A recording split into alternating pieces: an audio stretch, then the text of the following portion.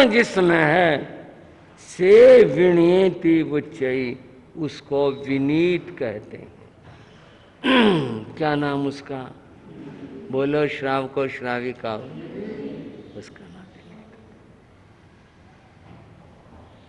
गुरु ने कहा शिष्य फलाने, हाँ जी जावे कुछ, देखो जी मेरे से जाया नहीं जाएगा और किसी को कह दो। क्या बात हुई? गुरु की आज्ञा, और गुरु की आज्ञा का ये उत्तर। से विनीत उच्चे, विनीत वो है जो संकेत भर को समझ ले, ऐसा ऐसा शिष्य विनीत कहलाता। जो इन्हें नहीं समझता, नहीं जानता, उसको असंबुद्ध कहा, अज्ञानी कहा, जो इस सब को नहीं जानता। और जो आज्ञा में नहीं चलता, वो अविनीत जो शिष्य है, वो अज्ञानी है। अज्ञानी सदैव कष्ट पाते हैं। और कैसे कष्ट पाते हैं? उनका संसार में, जैसे वो गुरु की आज्ञा नहीं मानता, उसकी बात भी फिर सुनी नहीं जाती। जो बोया है वही तो उगेगा। खुद विनयवान थे तो फिर दुनिया उसके प्रति समर्पित थी, और कुछ नहीं होता। अब विनय का दूसरा अर्थ करते हैं, जिसका मैं आचरण अर्थ बता रहा था। जो 5 महाव्रतों का पालन करता है, सदाचार का पालन करता है, वो जगत में यश पाता है। और जो पालन नहीं करता, उसकी स्थिति क्या होती है? यहां 3 उदाहरण दिए। एक उदाहरण दिया सड़े हुए कान वाली कुतिया। इन बेचारे पशुओं के कानों में कीड़े पड़ जाते हैं, मवाद हो जाती है, टुपकने लगती है, कीड़े कुलबुलाने लगते। कितना शुभ कर्म होता है बेचारों का, सोच नहीं सकते आप। एक मैंने देखा, शरीर में और कहीं इनके कुत्तों को चोट लग जाए ना, ये किसी तरह चाट चूट को तो ठीक कर लेते हैं, लेकिन गर्दन से ऊपर लग जाए उसका कोई समाधान नहीं। पता नहीं कैसे चोट लगे कुत्ते को, मैंने देखा सारा गल गया, कीड़े ऐसे चल रहे उसमें, मवाद भरी, बेचारा दुखी, ऐसे ऐसे सिर मारे। क्या समाधान? सिर्फ कर्म भोगना, दे रहा उन कीड़ों का बदला। पता नहीं कब के जन्म का क्या होगा, किस तरह होगा। बंधुओं, बड़ा विकट मामला है। कान से मवाद गिरती है, सड़ी हुई बदबू आ रही है, वो परेशान होती है कुतिया, बहुत सिर पटकती है, इधर उधर वो सोचते मैं वहां चले जाऊं, वहां कुछ आराम मिलेगा। कोई घर देखते उसमें घुस जाती है। जहां आई लोग डंडा उठा लेते हैं। उठाना नहीं चाहिए, हटाना भी हो तो मृदुता से हटाना चाहिए, और उसको निकाल देते हैं। जैसे उसके लिए आश्रय नहीं होता, ऐसे ही सदाचारहीन, आचरणहीन व्यक्ति को संसार में कहीं आश्रय नहीं होता है। बंधुओं, दूसरा उदाहरण और दिया। असदाचारी, आचरणहीन की मनोवृत्ति क्या होती है? ये तो फल हुआ, मनोवृत्ति क्या होती है? मनोवृत्ति के लिए उदाहरण दिया सूअर नाम के पशु का। यह गंदगी भोजी पशु है, और पशु हैं घास खाते हैं और खाते हैं जो भी कुछ है, परंतु गंदगी भोजी यही पशु होता है। पता नहीं किस तरह का इसका जन्म है। फिरते रहते हैं नाली में, इधर उधर मुंह मारते रहते हैं, कीचड़ में ही पड़े रहते हैं, कहीं गंदगी हो, उसे सोच करके भी ग्लानि और घृणा आती है। ऐसे होते हैं ये पशु। जो उसकी मनोवृत्ति है ना, वो चलेगा इधर उधर कहीं, कुछ और पड़ा हो, कुछ नहीं, गंदगी जहां दिखे और वहीं पर गया। कहीं पर कहा श्रेष्ठ चावलों का भात कहीं पड़ा हुआ है और गंदगी पड़ी है, उस पशु की क्या मनोवृत्ति है? उन चावलों को छोड़ करके वह गंदगी पर जाएगा। ऐसी मनोवृत्ति आचरणहीन जनों की होती है। सत्संग छोड़कर कहाँ जाएंगे? ओ जाएंगे, चलो भाई कहाँ, सिनेमा जाओ, वहां जाओ, और पता नहीं कितनी कैसी जगह हैं, वहां ढूंढेंगे। बड़ा अद्भुत उदाहरण है। उसकी मनोवृत्ति गंदगी की है, जिसके दिमाग में गंदगी है उसकी यही स्थिति होती है, वो यही ढूंढता और देखता रहता है। बंधुओं, जो इनकी दशा है उनकी दशा ऐसी होती है। तीसरा उदाहरण दिया, गुरु आज्ञा में गुरु निषेध करते कि नहीं, इस रास्ते नहीं जाना, और फिर भी वो कहना नहीं मानते हैं। तो उदाहरण दिया अश्व का, घोड़े का। घोड़े का उदाहरण क्या दिया? एक घोड़ा होता है जो प्रशिक्षित है, स्वामी की आज्ञा मानता है, जरा सा ऐसे किया उसी तरह से वहीं खड़ा हो गया। नाना प्रकार के खेल भी दिखा देते हैं घोड़े, आज्ञाओं में चलते हैं, आज्ञा में चलते हैं, स्वामी के द्वारा दुलारे जाते हैं, उनको खुजलाया जाता है, बढ़िया खाने को दिया जाता है, उनकी सर्दी गर्मी का ख्याल रखा जाता है, मालिक को उन पर गर्व होता है। जो दूसरे अड़ियल होते हैं, इधर चलने को कहो उधर चलेंगे, उल्टा चलेंगे, और फिर मालिक स्वामी डंडा उठाता है, मारता तड़ातड़, मार खाते, फिर नहीं समझते अब रास्ते के ऊपर आ जाऊं। वो ढेठ मार खाते रहते हैं, खुद भी दुखी होते हैं और स्वामी को दुखी करते हैं। क्या संकेत किया? विनयशील बनो। कैसे विनयशील?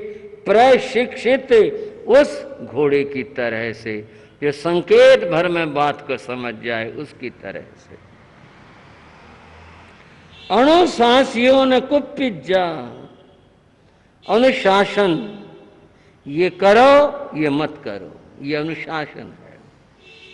गुरु के अनुशासन से कभी कुपित ना हो, गुस्सा ना करे। गुरु ने कहा ये करो, बस जो गुरु ने कह दिया ठीक है, गुस्सा नहीं करना। उत्तराध्ययन सूत्र का एक एक शब्द, एक एक गाथा का टुकड़ा ऐसे अद्भुत शिक्षाओं से भरा हुआ है। और क्या कहा?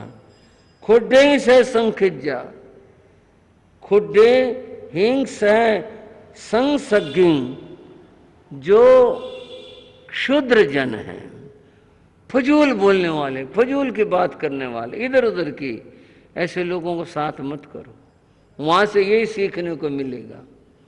ज्ञानियों का साथ करो, जहां से ज्ञान सीखने को मिलेगा। और कहा हासम कीड़म च वजय, ये हंसी मजाक बातें छोड़ दो, ज्ञान की बात करो। इनसे कुछ नहीं होने का, इनसे कुछ उपलब्ध नहीं होने का। मेरे पूज्य गुरु जी शिक्षा देते, उन्होंने कभी मुझे एक बात कही थी, मैं भी इन चुटकुलों में बड़ा आनंद सा लेने लग गया था। कहने लगे इनसे कुछ अगर होता ना तो ये लोग सुनाने वाले यहाँ ना होते, ये पता नहीं कहाँ होते। इसमें कुछ नहीं, जो है वो ज्ञान के अंदर है। हासम कीड़म च वजय, ये हंसी मजाक बातें इधर उधर की, इनमें कुछ नहीं है, ये निस्सार बातें हैं। बात करो शास्त्र की, आनंद की, वो बात करो। एक और बात कही शास्त्र में, वो ये कहा, गुरु कोई बात पूछे, हाँ भाई गुरुदेव तुम वहां गए थे, पूछा ना सवाल, स्वाध्याय की थी, पूछा सवाल, क्या कर रहे थे? एक ही छोटा सा टुकड़ा, कड़ंग कड़ेति भाषे जा, किया है वो कहे, नहीं किया है वह कहे। हाँ जी मैं गया था। स्वाध्याय की थी? हाँ जी की थी। स्वाध्याय की थी? ना जी स्वाध्याय नहीं की। क्यों, क्या करते रहे? मैं तो बातों में लग गया जी। नहीं बातें नहीं करनी, ध्यान रखना, स्वाध्याय करना। ठीक, क्या पंक्ति है, जरा सी कड़ंग कड़े थी भाषा, जो जैसा किया वैसा ही कह, ध्यान जी ऐसा हुआ था।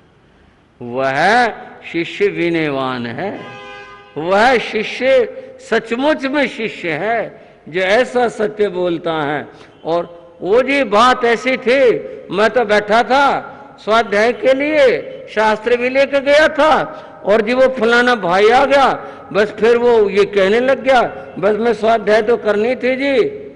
कथा बना दीजिए पूरी। मैंने भी तो कथा बना दी आपके सामने। बहानेबाजी मत लगाओ। बात जो है वो यूं को हाँ जी ना जी, किया था हाँ जी किया, नहीं किया नहीं किया। क्यों नहीं किया? इसलिए नहीं किया, इस प्रकार नहीं किया। बंधुओं और कहा गया, ना पुट्ठो वागरे किंची, फालतू नहीं बोलना चाहिए।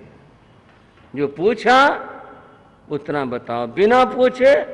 गुरु बात कर रहे हैं किसी से और वो अपनी बात आगे बीच में, गुरुजी यूं नहीं ये था, नहीं, जब तेरे से पूछे ना तब बताना, बीच में नहीं बोलना, बीच में नहीं कुछ करना। शिष्य की बात और कही, अपाचे दमे यब्बो, अपने इंद्रियों का, अपने मन का दमन करो, भूख का दमन करो, प्यास का दमन करो, अपने देह का दमन करो, ताकि संयम की आराधना कर सको। वरंग में यपादन, तो अपने आप का दमन करने वाला सुखी हुआ करता है। और फिर बात को और आगे बढ़ाया, कभी गुरु की आशातना मत करो, अविनय मत करो, गुरु के हमेशा विनय और भक्ति करो। आशातना 33 बताई हैं बंधुओं, कि वो 33 आशातनाएं नहीं करनी, वो एक अलग और विशेष विषय हो जाता है। उसके अतिरिक्त कुछ और बात बताई। आसन गौ ने पूछे जा, गुरु ने आवाज दी शिष्य को, फलाने, हाँ गुरु जी, क्या काम था? क्या हुआ भाई हो? वहां बैठा बैठा, क्या काम था? अब फिर आवाज दो गुरु, भाई ये काम था। नहीं, ये तरीका नहीं है। आसन गौ ने पूछे जा, वहां बैठा बैठा है, गुरु ने आवाज दे, तत्काल हाजिर हो गुरुदेव। ये धर्म और कर्तव्य है। आसन में बैठे बैठे बात नहीं पूछनी, वहां नहीं पूछना, आकर के नजदीक आकर के पूछे। आपने दर्शन किए हैं, लेकिन जब आपने दर्शन किए तो बीमार थे। भगत शिवचंद जी महाराज यहीं विराजमान रहे थे काफी दिनों तक। क्या बहुत पढ़े नहीं थे, अपने काम लायक थे, लेकिन क्या विनयवान और क्या सेवा भक्ति थी। मूनक में विराजमान थे गुरु महाराज योगीराज। भगत शिवचंद जी महाराज वस्त्र प्रक्षालन कर रहे थे।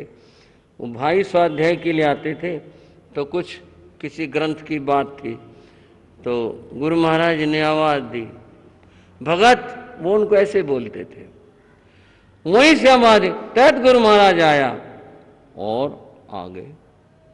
पूछना तो दूर है, एकदम आ गए।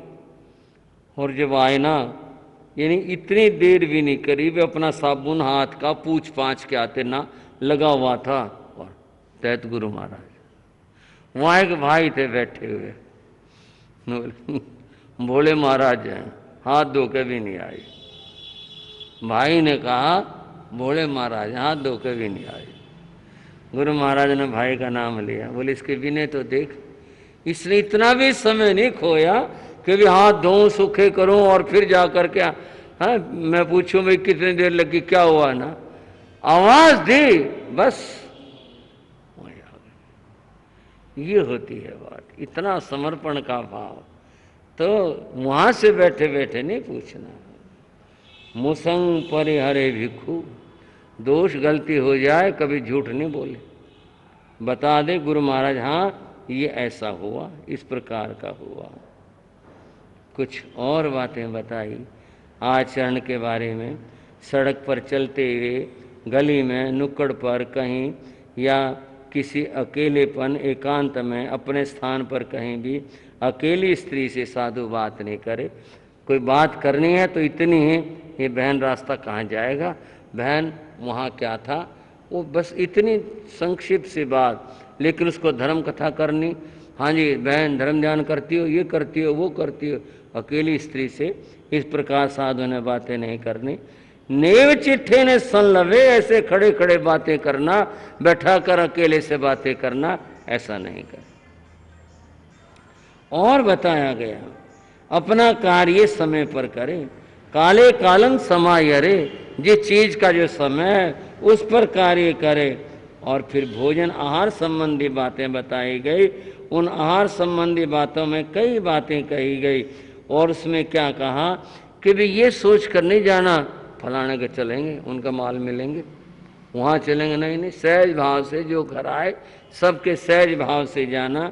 और फिर क्या कहा, आहार ले आए, सो कड़ित्ती सो पक्कित्ती सो छिन्ने सो हड़े मड़े। बड़ा बढ़िया छौंक लगाया भाई, दाल में तो कमाल कर रखे हैं बहन ने, भाई ने बहुत बढ़िया सब्जी बनाई भाई, रोटी तो बढ़िया सी बनाई भाई, साधु ने नहीं करने। आहार करते हुए आहार की प्रशंसा नहीं करने, आहार की निंदा नहीं करने, कि बनाना ही नहीं आया, सारा अनाज का और सत्यानाश कर दिया, बताओ क्या बनाया। ना ना, जो जैसा सहज भाव में है उसको सहज भाव के साथ में ग्रहण करे, किसी प्रकार का उसमें कोई ननुनच किसी प्रकार का कुछ नहीं करना, सहज रूप से ग्रहण करना है। और गुरु किसी बात के लिए डांट दें तो क्या सोचना है, कल्याण मनु शासन, तो ये मेरे कल्याण के लिए मेरे भले के लिए कह रहे हैं, ऐसा उसने सोचना है, ये विचार करना है। और क्या कहा, विझ वेज पंजलीड़ो, हाथ जोड़ के बात करनी, जो भी कुछ गुरु के सामने बात हो। नच्चा नमे में आवी, विनयवान हमेशा सदैव झुक करके रहते हैं। और फिर अंत में कहा, पूज्या जस पश्यन्ति, गुरु जिस पर प्रसन्न हो जाते, पूज्या जस पश्यन्ति, क्या होता है, संबुद्धा पूर्व संतुआ प्रसन्ना लाभ है संति, व्यूलंग अठ्यंग सुयंग। गुरु उसको वो ज्ञान देते हैं, वो लाभ देते हैं जो दुर्लभ होता है। गुरु को जो प्रसन्न कर ले वो दुर्लभ लाभ को प्राप्त करता है। ऐसा शिष्य देव दानव गंधर्व इनका पूजित होकर, देवताओं का पूजित होकर के साधना करता हुआ अंत में इस नश्वर देह का परित्याग करके सिद्धे या तो सिद्ध होता है, हवै सासे देवेवा अपरय महिडियो, और या वो महान रिद्धिशाली देव होता है, यूं अपने जन्म को सफल बनाता है। ऐसा पहले अध्ययन में प्रभु ने फरमाया। ऐसा कुछ भाव अथागमे का पहले अध्याय का इस तरह से है। हम प्रभु को नमन करते हैं।